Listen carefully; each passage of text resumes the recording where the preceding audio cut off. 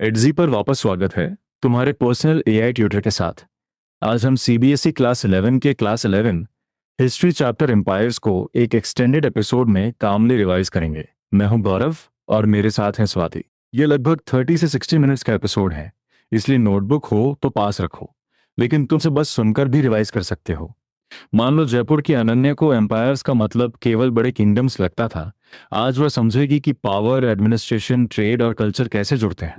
हम एम्पायर की definition, Alexander, Roman empire, अरब और मंगोल एग्जाम्पल्स, राइज और डिक्लाइन, रिलीजन, इंपॉर्टेंट क्वेश्चंस और एग्जाम टिप्स कवर करेंगे।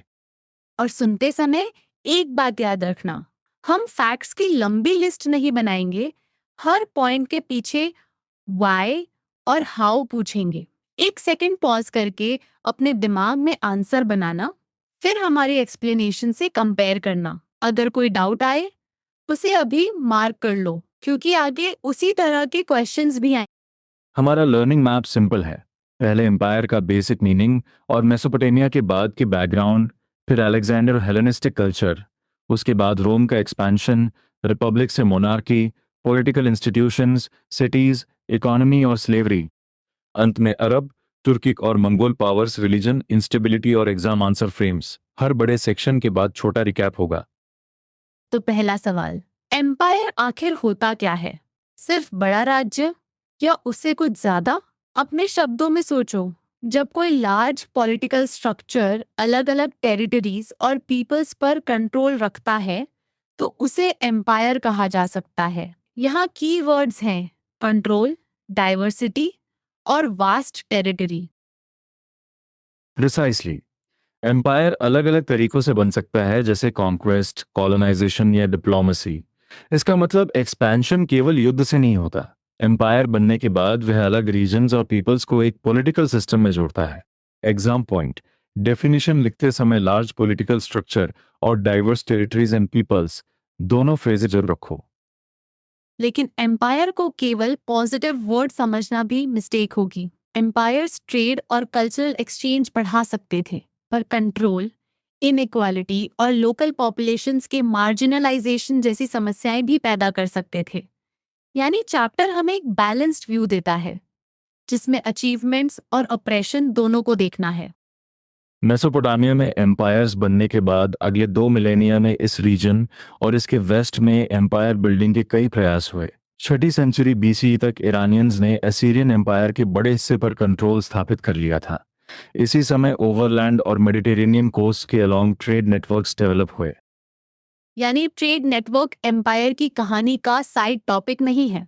ईस्टर्न मेडिटेरेनियन की ग्रीक सिटीज और कॉलोनीज को इम्प्रूव ट्रेड से लाभ मिला।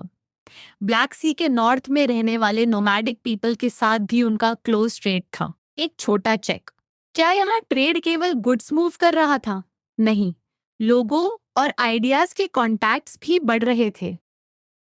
ग्रीस में एथेंस और स्पार्टा जैसे सिटी स्टेट्स सिविक लाइफ के सेंटर्स थे। बाद में मैसिडोन के रूलर अलेक्जेंडर ने इसी वाइडर वर्ल्ड में मिलिट्री कैंपेन्स शुरू की। इसलिए टाइमलाइन को जोड़कर देखो, regional powers, trade connections, Greek city states, फिर मैसिडोनियन एक्सपेंशन। अलग अलग फैक्ट्स को आइसोलेटेड याद करने के बजाय सीक्वेंस समझना ज्यादा यूजफुल है। अब अलेक्जेंडर पर आते हैं। लेट 4th सेंचुरी बीसीई में मैसेडोन के रूलर अलेक्जेंडर ने नॉर्थ अफ्रीका, वेस्ट एशिया और ईरान के हिस्सों पर कॉन्क्वेस्ट किया और इंडस तक पहुंचा। लेकिन उसके सोल्जर्स ने फर्दर ईस्ट जाने से रेफ्यूज कर दिया। यह कॉमन मिस्टेक है कि अलेक्जेंडर को पूरा इंडियन सबकॉन्टिनेंट कॉन्करर बोल दिया जाए। सोर्स इतना ही कहता है कि वह इंडस तक पहुंचा। अलेक्जेंडर की ट्रूप्स वापस लौट गईं, हालांकि कई ग्रीक्स पीछे रह गए। इसका long term effect political unity से अलग था। उसके कंट्रोल वाले एरियाज में ग्रीक्स और लोकल पॉपुलेशन के बीच आइडियाज और कल्चरल ट्रेडिशंस शेयर हुए। इस प्रोसेस को हेलेनाइजेशन कहा गया, क्योंकि ग्रीक्स को हेलेंस कहा जाता था। हेलेनाइजेशन सुनकर क्या तुम्हारा आंसर केवल ग्रीक कल्चर फैलना लिखेगा? थोड़ा सावधान। ग्रीक लैंग्वेज वाइडली नोन हुई, लेकिन रीजन में लोकल कल्चर्स भी मौजूद रहीं। हेलेनिस्टिक कल्चर एक मिक्स था, जिसमें विशेष रूप से ईरानियन कल्चर का भी इम्पोर्टेंट कंट्रीब्यूशन था। इसलिए कल्चरल एक्सचेंज को वन वे प्रोसेस मत समझना। बहुत इंपॉर्टेंट डिस्टिंक्शन है। अलेक्जेंडर की एम्पायर की पॉलिटिकल यूनिटी उसकी डेथ के बाद जल्दी डिसइंटीग्रेट हो गई, लेकिन हेलेनिस्टिक कल्चर लगभग 3 सेंचुरीज तक रीजन में इंपॉर्टेंट रही। यानी पॉलिटिकल एम्पायर शॉर्ट लिव्ड हो सकती है, पर cultural influence comparatively longer lasting हो सकता है। यही कंपैरिजन आंसर को डेप्थ देता है। एक एग्जाम स्टाइल क्वेश्चन सोचो, अलेक्जेंडर की कॉन्क्वेस्ट का कल्चरल इम्पैक्ट एक्सप्लेन कीजिए। आंसर में 3 स्टेप्स रखो। पहला, अलग रीजन्स एक कंट्रोल में आए। दूसरा, ग्रीक्स और लोकल पीपल के आइडियाज और ट्रेडिशंस इंटरैक्ट हुए। तीसरा, ग्रीक लैंग्वेज और हेलेनिस्टिक कल्चर का इन्फ्लुएंस लंबे समय तक रहा, लेकिन ईरानियन कल्चर को इग्नोर नहीं करना चाहिए। अब तक फर्स्ट मेजर आइडिया कवर हो चुका है। एम्पायर एक्सपेंशन क्रिएट्स कॉन्टैक्ट, और कॉन्टैक्ट से कल्चरल ब्लेंडिंग हो सकती है। लेकिन क्या हर एम्पायर स्टेबल रहती है? अलेक्जेंडर का एग्जाम्पल बताता है कि कॉन्क्वेस्ट और पॉलिटिकल यूनिटी को मेंटेन करना अलग चैलेंज है। आगे रोम इसी चैलेंज को इंस्टीट्यूशंस के थ्रू हैंडल करने की कोशिश करता है। अलेक्जेंडर की एम्पायर टूटने के बाद पॉलिटिकल डिस्कॉर्ड बना। इसी सिचुएशन का फायदा central Italian city state Rome की small but well organised military forces ने उठाया। सेकेंड सेंचुरी बीसीई से रोम ने नॉर्थ अफ्रीका और ईस्टर्न मेडिटेरेनियन पर कंट्रोल एस्टैब्लिश किया। ध्यान दो, यहाँ ऑर्गेनाइजेशन और पॉलिटिकल अपॉर्चुनिटी दोनों एक्सपेंशन में काम आए। उस समय रोम रिपब्लिक था। गवर्नमेंट इलेक्शंस की कॉम्प्लेक्स सिस्टम पर बेस्ड थी, लेकिन पॉलिटिकल इंस्टीट्यूशंस में बर्थ और वेल्थ को इंपॉर्टेंस मिलती थी। सोसाइटी स्लेवरी से भी लाभ उठाती थी। इसलिए रिपब्लिक का अर्थ ऑटोमेटिकली इक्वल डेमोक्रेसी नहीं मानना चाहिए। पॉलिटिकल स्ट्रक्चर को सोशल इनइक्वालिटी से अलग करके नहीं पढ़ना है। जूलियस सीजर का रोल कहाँ आता है? Middle of the first century BCE में इस हाई बॉर्न मिलिट्री कमांडर के अंडर रोमन रिपब्लिक का कंट्रोल मेडिटेरेनियन तक एक्सटेंड हुआ। फिर सीजर के सक्सेसर ऑक्टेवियन ने सुप्रीम पावर अज्यूम की और रोम को मोनार्की में ट्रांसफॉर्म कर दिया। यही रिपब्लिक से मोनार्की का की ट्रांजिशन है। एक क्विक रिकॉल, सीजर और ऑक्टेवियन को सेम रोल मत लिखना। सीजर एक्सपेंशन और मिलिट्री लीडरशिप से जुड़ा है, ऑक्टेवियन सुप्रीम पावर लेकर मोनार्की की दिशा में बदलाव से। आंसर में सीक्वेंस लिखो, क्योंकि सीक्वेंस से पॉलिटिकल ट्रांसफॉर्मेशन साफ दिखता है। रोमन एम्पायर की लैंग्वेज स्टोरी भी इंटरेस्टिंग है। लैटिन, जो रोम में बोली जाती थी, मेन लैंग्वेज थी, लेकिन ईस्ट में कई लोग ग्रीक यूज करते रहे। रोमन्स हेलेनिक कल्चर का बहुत रिस्पेक्ट करते थे, तो कॉन्क्वेस्ट के बाद लोकल और अर्लियर कल्चर्स हमेशा डिसअपियर नहीं होती। वे इंपीरियल सिस्टम के भीतर कंटिन्यू कर सकती हैं। फोर्थ सेंचुरी सीई में एम्परर कॉन्स्टेंटीन के क्रिश्चियन बनने के बाद एम्पायर सब्सटैंशियली क्रिश्चियनाइज्ड हुआ। इसी सेंचुरी में गवर्नेंस आसान बनाने के लिए रोमन एम्पायर को ईस्टर्न और वेस्टर्न हाफ्स में डिवाइड किया गया। यहाँ दो फैक्ट्स जोड़ो, रिलीजियस चेंज और एडमिनिस्ट्रेटिव डिवीजन, दोनों एम्पायर की लेटर हिस्ट्री समझने में यूजफुल हैं। लेकिन डिवीजन का अर्थ ये नहीं कि उसी मोमेंट पूरा रोमन वर्ल्ड खत्म हो गया। वेस्ट में लेटर कोलैप्स हुआ, जबकि ईस्टर्न हाफ फॉर्मर एम्पायर के भीतर कंटिन्यू करती रही। इतिहास में राइज और फॉल को एक सिंगल इवेंट की तरह लिखना ओवर सिंप्लिफिकेशन है। चेंजेस ग्रेजुअल, कनेक्टेड और रीजन स्पेसिफिक हो सकते हैं। रोम की अर्ली स्टोरी का रिकैप। पॉलिटिकल डिस्कॉर्ड के बाद ऑर्गेनाइज्ड आर्मी ने एक्सपांशन किया। रिपब्लिक में इलेक्शंस थे, पर बर्थ, वेल्थ और स्लेवरी की इनइक्वालिटीज भी थीं। सीजर के समय एक्सपांशन बढ़ा और ऑक्टेवियन के समय मोनार्की बनी। लैटिन और ग्रीक दोनों इंपॉर्टेंट रहे, और कॉन्स्टेंटिन के बाद क्रिश्चियनिटी का इन्फ्लुएंस बढ़ा। अब हम रोमन पॉलिटिकल स्ट्रक्चर को अनपैक करेंगे। इमेजिन करो कि एक एम्परर अकेले इतने बड़े एम्पायर को डायरेक्टली मैनेज नहीं कर सकता। इसलिए एम्परर के साथ एरिस्टोक्रेसी, सेनेट और आर्मी जैसे इंस्टीट्यूशंस का रिलेशनशिप समझना होगा। साथ ही प्रोविंसेस और सिटीज एडमिनिस्ट्रेटिव सिस्टम की फाउंडेशन थे। ऑगस्टस यानी फर्स्ट एम्परर ने 27 बीसीई में जो रेजिम एस्टेब्लिश की उसे प्रिंसिपेट कहा गया। ऑगस्टस सोल रूलर और रियल अथॉरिटी का मेन सोर्स था, लेकिन उसने खुद को मोनार्क के बजाय सिटीजन के रूप में प्रेजेंट किया। उसका रूल सेनेट से सपोर्टेड था, जो पहले रिपब्लिक में पावर एक्सरसाइज करता था। सेनेट में मेनली रिच लैंड ओनर्स थे। इसलिए इंस्टीट्यूशन मौजूद होने का मतलब पावर इक्वली डिस्ट्रीब्यूटेड होना नहीं है। ऑगस्टस ने ओल्ड पॉलिटिकल लैंग्वेज और सेनेट को पूरी तरह हटाया नहीं, बल्कि अपनी अथॉरिटी को एक फेमिलियर स्ट्रक्चर के साथ प्रेजेंट किया। ये पॉलिटिकल लेजिटिमेसी समझने का अच्छा एग्जाम्पल है। एम्पायर और सेनेट के अलावा आर्मी तीसरी मेजर पावर थी। आर्मी एम्पायर के इनहैबिटेंट से रिक्रूट होती थी। सोल्जर्स को मिनिमम 25 ईयर्स सर्विस करनी होती थी, जिसके बड़े वेजेस और बेनिफिट्स मिलते थे। 4th सेंचुरी तक आर्मी की संख्या 6 लाख बताई गई है। ये केवल डिफेंस फोर्स नहीं, पॉलिटिकल पावर भी थी। एक क्वेश्चन, आर्मी एम्परर को कैसे अफेक्ट कर सकती थी? अगर सोल्जर्स वेजेस या सर्विस कंडीशन से डिससैटिस्फाइड होते तो एजिटेशन और म्यूटिनी हो सकती थी। आर्मीज एम्परर की फेट डिटरमिन करने की पावर रखती थी। इसलिए सक्सेसफुल एम्परर के लिए आर्मी पर कंट्रोल एसेंशियल था। पॉलिटिकल हिस्ट्री को 3 प्लेयर्स के फ्रेमवर्क में लिखना आसान है: एम्परर, एरिस्टोक्रेसी और आर्मी। इंडिविजुअल रूलर की सक्सेस आर्मी कंट्रोल पर डिपेंड करती थी। जब आर्मीज डिवाइडेड होती थीं, सिविल वॉर का रिस्क बढ़ता था। First 2 centuries relatively stable government रहा, एक्सेप्ट 69 CE का नोटोरियस ईयर, जब 4 एम्परर्स जल्दी जल्दी थ्रोन पर आए। थर्ड सेंचुरी में सिविल वॉर्स बढ़ी और पॉलिटिकल स्टेबिलिटी बार बार टूटती रही। अब अपने आंसर में केवल इंस्टेबिलिटी लिखकर मत रुकना, पूछो इंस्टेबिलिटी क्यों? आर्मी डिविजन्स, कंपीटिंग अथॉरिटी और इंटरनल डिसेंशंस को कनेक्ट करो। रीजन और कॉन्सिक्वेंस साथ लिखने से एक्सप्लेनेशन स्ट्रॉन्गर बनती है। रोम ने डिपेंडेंट किंगडम्स को धीरे धीरे अब्सॉर्ब करके रोमन प्रोविंशियल टेरिटरी बनाया। नियर ईस्ट में ऐसे कई किंगडम्स थे। अर्ली 2nd सेंचुरी तक यूफ्रेट्स के वेस्ट की कई डिपेंडेंट किंगडम्स रोमन कंट्रोल में आ गईं। ये gradual extension of direct rule थी, कोई एक अचानक कॉन्क्वेस्ट नहीं। इटली को छोड़कर एम्पायर के टेरिटरीज प्रोविंसेस में ऑर्गेनाइज थे और टैक्सेशन के सब्जेक्ट थे। पीक पर 2nd सेंचुरी में रोमन एम्पायर स्कॉटलैंड से आर्मीनिया की बॉर्डर्स तक और सहारा से यूफ्रेट्स तक फैला था। इतनी डाइवर्सिटी में एडमिनिस्ट्रेशन कैसे चला? इसका मेजर आंसर है अर्बनाइजेशन और लोकल कोलैबोरेशन।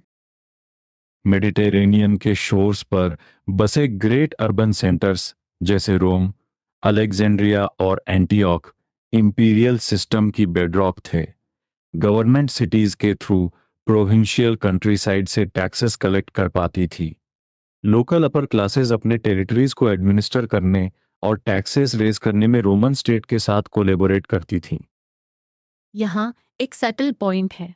एम्पायर का कंट्रोल केवल सेंटर से आदेश भेजने पर डिपेंड नहीं था। लोकल एलिट्स को सिस्टम में शामिल करना प्रैक्टिकल स्ट्रैटेजी थी। 2nd और 3rd सेंचुरीज में प्रोविंशियल अपर क्लासेस से एडमिनिस्ट्रेशन और आर्मी के लिए लोग आने लगे। सिटीजनशिप फैलने के साथ इटली का रिलेटिव इंपॉर्टेंस घटा। मिनी रिकैप करो। प्रिंसिपेट में एम्परर रियल अथॉरिटी का सोर्स था, सेनेट रिच लैंड ओनर्स का इंस्टीट्यूशन था और आर्मी सबसे बड़ी ऑर्गेनाइज्ड बॉडी थी। प्रोविंसेस टैक्सेशन और गवर्नेंस की यूनिट्स थीं। सिटीज सेंटर और कंट्री साइड के बीच लिंक थीं। लोकल अपर क्लासेस की कोलेबोरेशन ने वास्ट एम्पायर को ऑपरेट करने में मदद की। अगर तुम किसी पॉलिटिकल स्ट्रक्चर को एक्टिव रिकॉल से टेस्ट करना चाहते हो तो एडसी में एग्जैक्ट डाउट को क्वेश्चन की तरह पूछ सकते हो, जैसे रोमन एम्पायर में आर्मी की पॉलिटिकल रूल क्या थी? आंसर पढ़ने से पहले अपना एक्सप्लेनेशन बोलना। यही छोटा सा स्टेप रोट लर्निंग को रीजनिंग में बदलता है। अब रोमन इकोनॉमी। एम्पायर के पास हार्बर्स, माइंस, क्वारीज, ब्रिकयार्ड्स और ऑलिव ऑयल फैक्ट्रीज जैसी सब्सटैंशियल इकोनॉमिक इंफ्रास्ट्रक्चर थी। व्हीट, वाइन और ऑलिव ऑयल ह्यूज क्वांटिटीज में प्रोड्यूस, ट्रेड और कंज्यूम होते थे। ये गुड्स प्रोविंसेस के बीच लॉन्ग डिस्टेंसेस तक मूव कर सकते थे। आर्कियोलॉजी हमें इकोनॉमी समझने में कैसे हेल्प करती है? एम्फोरे नाम के कंटेनर्स में वाइन और ऑलिव ऑयल ट्रांसपोर्ट होते थे। इनके फ्रैगमेंट्स और शार्ड्स अलग अलग प्लेसेस पर मिले हैं। इनकी डिस्ट्रीब्यूशन से हिस्टोरियंस और आर्कियोलॉजिस्ट ट्रेड पैटर्न्स रिकंस्ट्रक्ट करते हैं, यानी मटेरियल रिमेन्स भी इकोनॉमिक एविडेंस बन सकते हैं। नॉर्थ अफ्रीका, इजिप्ट और कुछ हद तक इटली में क्रॉप्स के लिए फेवरेबल कंडीशंस थीं। स्पेन भी large scale olive oil export करता था। 140 से 160 के पीक ईयर्स में स्पैनिश ऑलिव ऑयल का ट्रेड एविडेंस ड्रेसल 20 कंटेनर से जुड़ा है। एग्जाम में कंटेनर का नाम तभी लिखना जब क्वेश्चन एविडेंस या ट्रेड पर स्पेसिफिकली हो। एक चेक। क्या इकोनॉमिक एक्सपेंशन का मतलब सबको इक्वल प्रॉस्पेरिटी मिला? नहीं। जनरल चैप्टर पर्सपेक्टिव में कंट्रोल ओवर ट्रेड रूट्स और रिसोर्सेज वेल्थ ला सकता है, लेकिन इनइक्वालिटी भी बढ़ा सकता है। कोर रीजन को लाभ और लोकल पॉपुलेशंस को मार्जिनलाइजेशन मिलना इंपीरियल इकोनॉमी का इम्पॉर्टेंट टेंशन है। अब स्लेवरी पर आए। स्लेवरी एंशियंट मेडिटेरेनियन और नियर ईस्ट में डीपली रूटेड इंस्टीट्यूशन थी। यह भी सही नहीं कि रोमन इकोनॉमी का पूरा लेबर केवल स्लेव्स करते थे। रिपब्लिकन पीरियड में इटली के बड़े हिस्सों में उनका यूज सिग्निफिकेंट था, लेकिन बाद में स्लेव्स एग्रीकल्चर, वर्कशॉप्स और माइंस में अलग अलग तरीकों से एम्प्लॉयड थे। हाउस होल्ड स्लेव्स की कंडीशंस कभी कभी कंपैरेटिवली बेटर हो सकती थी और मास्टर्स उन्हें फ्री करके फ्रीडमैन बना सकते थे। लेकिन इस डिटेल को स्लेवरी की क्रूएलिटी को डिनाई करने के लिए यूज मत करना। अपर क्लास मास्टर्स अक्सर ब्रूटल भी होते थे। बैलेंस्ड आंसर में इंस्टीट्यूशन की इनइक्वालिटी और लिमिटेड इंडिविजुअल पॉसिबिलिटीज दोनों मेंशन किए जा सकते हैं। रोमन एग्रीकल्चरल राइटर कोल्यूमेला ने लेबर मैनेजमेंट पर ध्यान दिया। उसने लैंडओनर्स को इम्प्लीमेंट्स और टूल्स का रिजर्व रखने की सलाह दी ताकि प्रोडक्शन कंटिन्यूस रहे। उसका रीजनिंग था कि स्लेव लेबर टाइम के लॉस की कॉस्ट टूल्स की कॉस्ट से अधिक हो सकती है। यह एग्जाम्पल मैनेजमेंट और लेबर इकोनॉमिक्स दोनों दिखाता है। अब 4 लिंक्स बोलकर देखो। सिटीज टैक्सेस कलेक्ट कराती है, प्रोविंसेस प्रोडक्शन देती है, इंफ्रास्ट्रक्चर गुड्स मूव कराता है और लेबर एग्रीकल्चर, वर्कशॉप्स तथा माइंस को सपोर्ट करता है। अगर ये चेन समझ आ गई तो रोमन इकोनॉमी का आंसर सिर्फ याद नहीं करना पड़ेगा। अब तक हम रोमन एम्पायर के राइज और स्ट्रक्चर के बाद इकोनॉमिक डिज भी कवर कर चुके हैं। एक इंपॉर्टेंट सोर्स स्किल भी याद रखो। रोमन हिस्ट्री के सोर्सेज टेक्स्ट्स, डॉक्यूमेंट्री सोर्सेज और मटेरियल रिमेन्स में ब्रॉडली डिवाइड किए जा सकते हैं। इंस्क्रिप्शंस और पपायरी डॉक्यूमेंट्री एविडेंस हैं, जबकि पॉटरी और बिल्डिंग्स मटेरियल रिमेन्स हैं। पपीरे विशेष रूप से इजिप्ट के ड्राई क्लाइमेट में प्रिजर्व हुए। इंस्क्रिप्शन स्टोन पर कट या कॉइन्स पर स्टैम्प्ड हो सकती थी और लंबे समय तक बची रहती थी। एग्जाम में सोर्सेज वाला क्वेश्चन आए तो केवल नेम्स मत लिखो, एक छोटा एग्जाम्पल और उससे मिलने वाली इंफॉर्मेशन भी जोड़ो। अब हम रोमन वर्ल्ड से आगे बढ़ते हैं। 7 से 15 सेंचुरी के बीच ईस्टर्न रोमन एम्पायर और उसके आसपास के बहुत से एरियाज अरब एम्पायर या उसके सक्सेसर्स के कंट्रोल में आए। यह एम्पायर प्रॉफेट मोहम्मद के फॉलोअर्स द्वारा बनाया गया था और पहले दमास्कस, फिर इनिशियली बगदाद जैसे सेंटर से रूल हुआ। इस रीजन में ग्रीक और इस्लामिक ट्रेडिशंस के बीच क्लोज इंटरैक्शन था। ट्रेडिंग नेटवर्क्स और प्रॉस्पेरिटी ने नॉर्थ के पैस्टोर पीपल्स इंक्लूडिंग टर्किक ट्राइब्स का अटेंशन अट्रैक्ट किया। वे सिटीज पर अटैक्स करते रहे और इवेंचुअली रीजन पर कंट्रोल भी स्थापित किया। यहाँ फिर वही पैटर्न दिखता है। वेल्थ, रूट्स और पॉलिटिकल अपॉर्चुनिटी नए पावर्स को आकर्षित करते हैं। 13 सेंचुरी में गेंगिस खान और उसके सक्सेसर्स के under Mongols west Asia, Europe, central Asia और चाइना की ओर मूव हुए। चैप्टर का खास पॉइंट यह है कि एम्पायर केवल सिटी सेंटर्ड स्टेट नहीं होती। मंगोल एम्पायर पैस्टोरल पीपल द्वारा लंबे समय तक और सक्सेसफुली मेंटेन की गई एम्पायर का एग्जाम्पल है। तो अगर क्वेश्चन पूछे कि ऑल एम्पायर्स अर्बन सेंटर से ही बनती थी, तुम्हारा आंसर क्या होगा? फॉल्स। रोमन सिस्टम में सिटीज बेडरॉक थी, लेकिन मंगोल एग्जाम्पल दिखाता है कि पैस्टोरल पीपल भी वास्ट एम्पायर मेंटेन कर सकते हैं। यह कंपैरिजन कॉमन मिसकंसेप्शन को डायरेक्टली करेक्ट करता है। इन डिफरेंट एम्पायर्स का रिजल्ट केवल पॉलिटिकल बॉर्डर्स नहीं था। वास्ट टेरिटरीज को रूल करने के अटेम्प्ट्स ने रीजन्स को क्लोजर कांटेक्ट में ला दिया। कल्चरल और इंटेलेक्चुअल एक्सचेंजेस हुए और अलग ट्रेडिशंस ने कॉम्प्लेक्स वेज में इंटरेक्ट किया। इसलिए एम्पायर हिस्ट्री को पावर की हिस्ट्री के साथ कांटेक्ट और एक्सचेंज की हिस्ट्री भी समझना चाहिए। लेकिन कल्चरल एक्सचेंज को हमेशा इक्वल या पीसफुल मत मानना। चैप्टर ब्रॉडर लेवल पर बेनिफिट्स और हार्मफुल कॉन्सिक्वेंसेस दोनों दिखाता है। कंट्रोल से ट्रेड और आइडियाज ट्रैवल कर सकते हैं, पर कॉन्क्वेस्ट और डोमिनेशन में लोकल ग्रुप्स दब भी सकते हैं। आंसर में ऐसे बैलेंस्ड वर्ड्स तुम्हारी हिस्टोरिकल अंडरस्टैंडिंग दिखाते हैं। एक क्विक टाइमलाइन बनाओ। 6th सेंचुरी बीसीई में Iranian control over major Assyrian areas. Late 4th century BCE में अलेक्जेंडर की कैंपेन्स। 2nd सेंचुरी बीसीई से Roman expansion. 4th century CE में रोमन डिवीजन।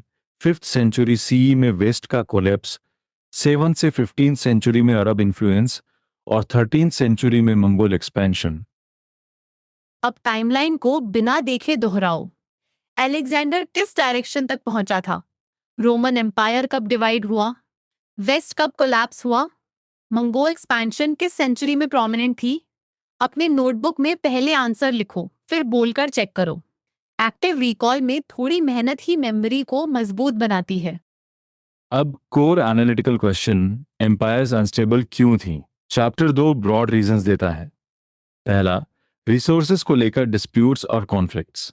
दूसरा, एम्पायर्स का पेजेंट पॉपुलेशंस द्वारा प्रोड्यूस्ड सरप्लस पर डिपेंडेंस।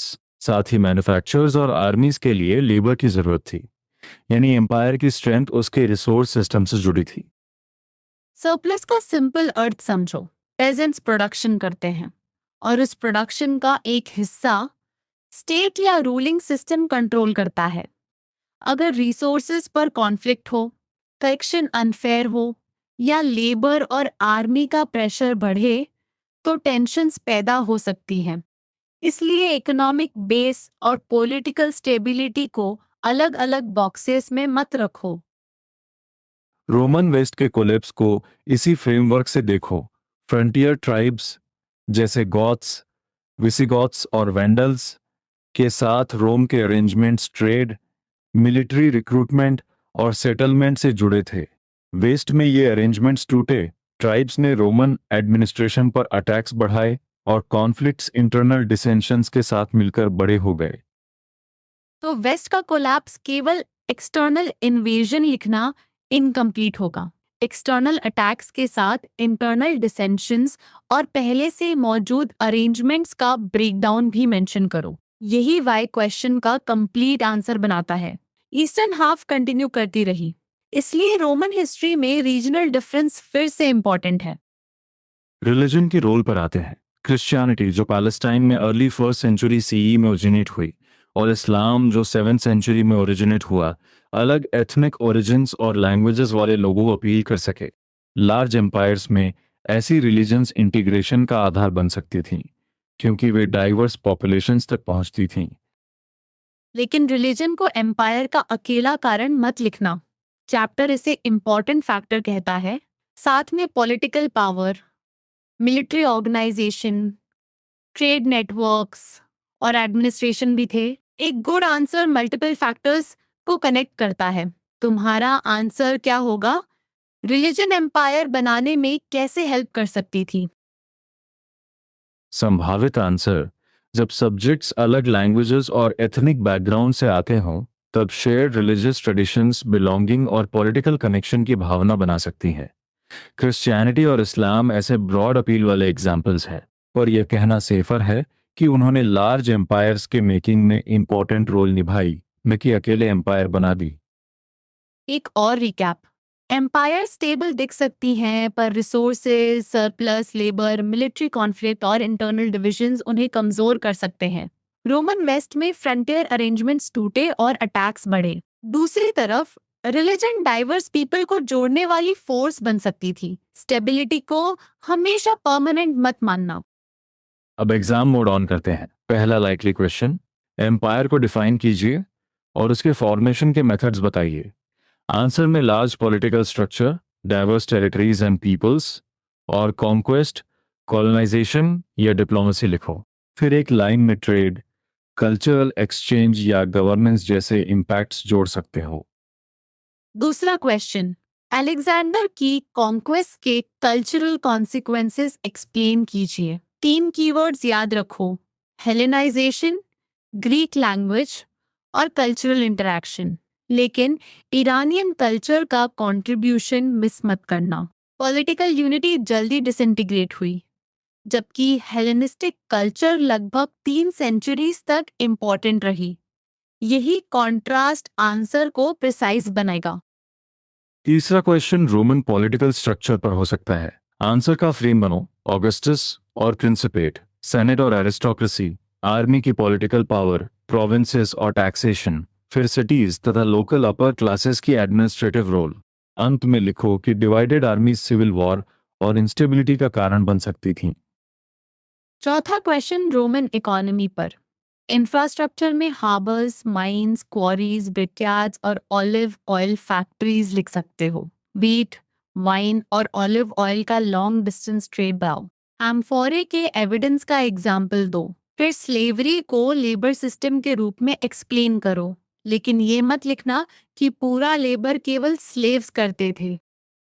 पांचवा क्वेश्चन हो सकता है रोमन एम्पायर के वेस्ट में कोलैप्स के कारण बताइए। सबसे पहले ईस्टर्न और वेस्टर्न डिवीजन का कॉन्टेक्स्ट, फिर गॉथ्स, विजिगॉथ्स और वैंडल्स के साथ फ्रंटियर अरेंजमेंट्स का ब्रेकडाउन, उसके बाद बढ़ते अटैक्स और इंटरनल डिसेंशंस, अंत में 5th सेंचुरी CE तक वेस्ट के कोलैप्स का कंक्लूजन। अब एक कंपेयर क्वेश्चन। रोमन एम्पायर और मंगोल एम्पायर को कंपेयर करते समय केवल साइज मत लिखना। Roman example cities, provincial administration और टैक्सेशन के अर्बन नेटवर्क से जुड़ा है। मंगोल एग्जाम्पल बताता है कि पास्टोरल पीपल भी एम्पायर मेंटेन कर सकते हैं। कंपैरिजन में सिमिलैरिटी और डिफरेंस दोनों दो। सोर्सेज वाला आंसर भी तैयार रखो। टेक्स्ट में बुक्स और हिस्ट्रीज, डॉक्यूमेंट्री सोर्सेज में इंस्क्रिप्शंस और पोपैरी, और मटेरियल रिमेन्स में पॉटरी, मेटल ऑब्जेक्ट्स, बिल्डिंग्स और मॉन्यूमेंट्स आते हैं। हर कैटेगरी के साथ एविडेंस का यूज बताना। फॉर एग्जाम्पल, एम्फोरे के रिमेन्स ट्रेड और प्रोडक्शन पैटर्न्स के बारे में क्लूज देते हैं। एक कॉमन राइटिंग मिस्टेक है बहुत ब्रॉड स्टेटमेंट लिख देना, जैसे एम्पायर ने सबको डेवलप कर दिया। बेटर है क्वालिफाइड लैंग्वेज यूज करना। एम्पायर्स ट्रेड और कल्चरल एक्सचेंज फैसिलिटेट कर सकती थी, लेकिन इनइक्वालिटी, एक्सप्लॉयटेशन और ऑपरेशन भी पैदा हो सकते थे। हिस्ट्री में balanced evidence based phrasing marks बचाती है। अब फाइनल सेक्शन में एंटर कर रहे हैं। अपनी कॉपी में 5 हेडिंग्स बनाओ। Definition, Alexander, Roman structure, economy और डिक्लाइन तथा रिलीजन। हर हेडिंग के नीचे केवल 3 कीवर्ड्स लिखो। फिर बिना बुक देखे हर हेडिंग पर 4 सेंटेंसेस बोलो। अगर कहीं अटकते हो वही तुम्हारा रियल रिवीजन गैप है। चलो super recap. Empire large political structure है जो डाइवर्स टेरिटरीज और पीपल्स पर कंट्रोल रखती है। एम्पायर्स कॉन्क्वेस्ट, कॉलोनाइजेशन या डिप्लोमेसी से बन सकती हैं। अलेक्जेंडर ने ह्यूज रीजन को कनेक्ट किया, हेलेनाइजेशन और कल्चरल एक्सचेंज बढ़े, पर पॉलिटिकल यूनिटी जल्दी टूट गई। हेलेनिस्टिक कल्चर लंबे समय तक रही और ईरानियन इन्फ्लुएंस भी इम्पोर्टेंट था। रोमन स्टोरी में रिपब्लिक से मोनार्की का ट्रांजिशन, सीजर और ऑक्टेवियन, लैटिन और ग्रीक की कोएग्जिस्टेंस और कॉन्स्टेंटीन के बाद क्रिश्चियनिटी का बढ़ता इन्फ्लुएंस याद रखो। पॉलिटिकल सिस्टम में एम्परर, सेनेट और आर्मी की प्लेयर्स थे। प्रोविंसेस टैक्स्ड थीं, सिटीज एडमिनिस्ट्रेशन की बेडरॉक थीं और लोकल अपर क्लासेस गवर्नेंस में कोलैबोरेट करती थीं। इकोनॉमी में harbours, mines, queries, factories, wheat, wine और ऑलिव ऑयल का ट्रेड आया। इम्फोरे जैसे मटेरियल एविडेंस से ट्रेड समझा जाता है। स्लेवरी डीपली रूटेड थी, पर पूरा लेबर केवल स्लेव्स नहीं करते थे। लेटर पीरियड में अरब, तुर्किक और मंगोल पावर्स ने ग्रीक, इस्लामिक और अन्य ट्रेडिशंस के इंटरैक्शन को बढ़ाया। सबसे इंपॉर्टेंट एनालिटिकल टेकअवे ये है कि एम्पायर की पावर और वल्नरेबिलिटी साथ साथ चलती हैं। वास्ट टेरिटरी से वेल्थ और एक्सचेंज मिल सकते हैं, लेकिन रिसोर्सेज पर कॉन्फ्लिक्ट, प्रेजेंट सरप्लस पर डिपेंडेंस, लेबर प्रेशर, इंटरनल डिसेंशंस और फ्रंटियर कॉन्फ्लिक्ट्स इंस्टेबिलिटी बढ़ाते हैं। रोमन वेस्ट का कोलैप्स इसी कनेक्टेड एक्सप्लेनेशन से समझो। अब तुम्हारा फाइनल चैलेंज। बिना नोट्स देखे एक शॉर्ट आंसर लिखो। एम्पायर्स ने अलग अलग रीजन्स को किस तरह क्लोजर कॉन्टैक्ट में लाया और वे अनस्टेबल क्यों रही? आंसर में cultural exchange, trade networks, administration, resources, peasant surplus और इंटरनल कॉन्फ्लिक्ट में से कम 4 आइडियाज लॉजिकली कनेक्ट करो। केवल कीवर्ड्स नहीं, कारण और परिणाम दोनों लिखना। एक कॉमन मिस्टेक आखिरी बार याद रखो, रोमन एम्पायर का वेस्टर्न कोलैप्स और ईस्टर्न कंटिन्यूएशन को एक ही घटना बना देना, और अलेक्जेंडर की कॉन्क्वेस्ट को कल्चरल एक्सचेंज के साथ पढ़ो, लेकिन लोकल और ईरानियन कॉन्ट्रीब्यूशंस को इरेज मत करो। यही प्रिसीशन तुम्हारे क्लास 11 हिस्ट्री आंसर्स को स्ट्रॉन्गर बनाएगी। अगर किसी आंसर में कंफ्यूजन रह जाए, उसे अगले रिवीजन राउंड में एडजी के साथ सोक्रेटिक क्वेश्चन की तरह सॉल्व करना। पहले अपना एक्सप्लेनेशन, फिर मिसिंग लिंक आइडेंटिफाई करो। आज के लिए बस इतना ही। तुमने चैप्टर को फैक्ट्स की लिस्ट नहीं, बल्कि पावर, पीपल, इकोनॉमी, कल्चर और चेंज के कनेक्टेड सिस्टम की तरह रिवाइज किया है। और अब वार्म क्लोजिंग। नोटबुक में आज के 5 हेडिंग्स कंप्लीट करो, अपने फाइनल चैलेंज का आंसर लिखो और कल उसे 2 बार बिना देखे बोलकर रिकॉल करो। एम्पायर्स चैप्टर में definition, Alexander, Roman institutions, economic systems, cultural interaction, religion और डिक्लाइन के लिंक्स मत भूलना। मैं गौरव और मेरे साथ स्वाति तुमसे फिर मिलेंगे। पढ़ते रहो, कामली सोचते रहो और अपने आंसर्स में हमेशा कारण, एविडेंस और बैलेंस रखो।